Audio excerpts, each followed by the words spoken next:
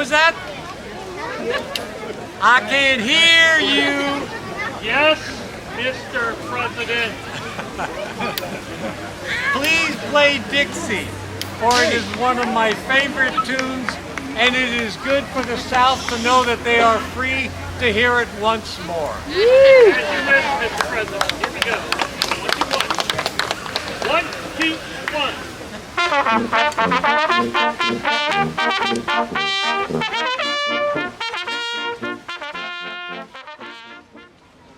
This nation is weary of bloodshed. This war has gone on much longer than anticipated.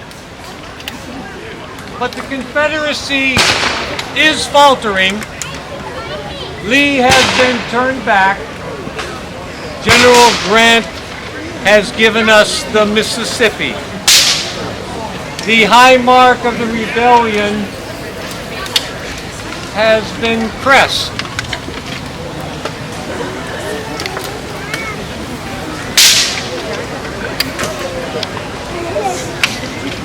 Is this a time for celebration or dedication? You see here over 50,000 casualties in this 3-day battle. Though it was a victory, but at what cost? I am weary of sending boys into harm's way. I am weary of lost battles. I am weary of writing letters to families of dead soldiers.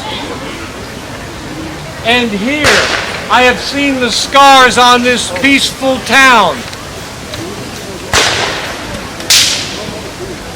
And here I have visited the grave of Jenny Wade, the only civilian killed.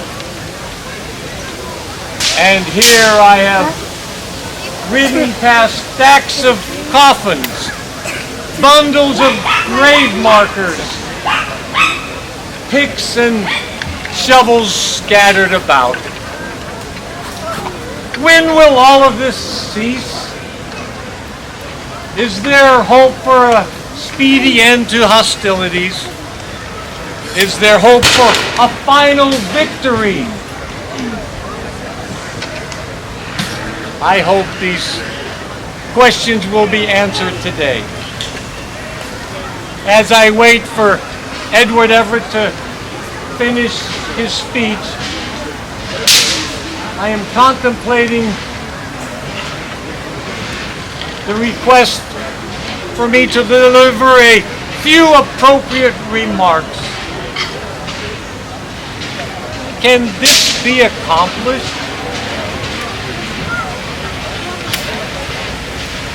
What words do I utter?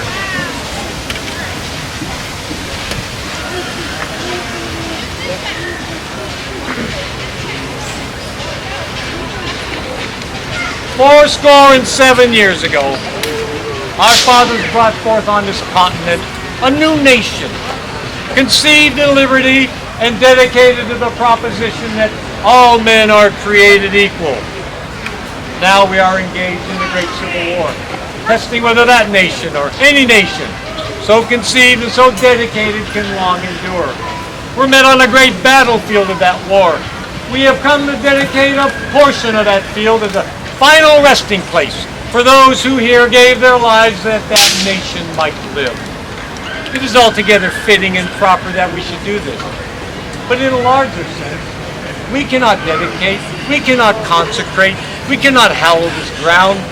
The brave men living and dead who struggle here have consecrated it far above our poor power to add or detract.